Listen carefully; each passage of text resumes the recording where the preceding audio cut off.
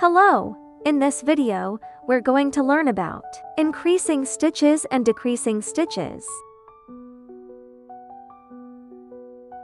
Let's learn how to make a single crochet increase stitch first. Insert into the stitch. Yarn over and pull it out.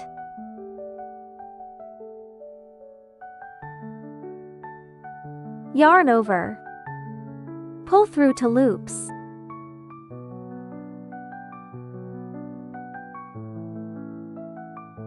Insert into the same stitch.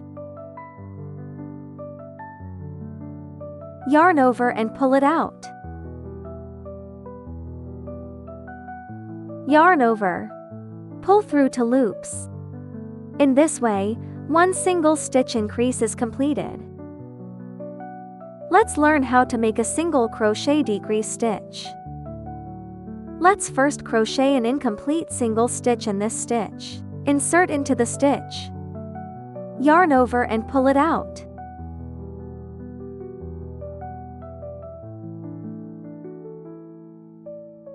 Insert into the next stitch.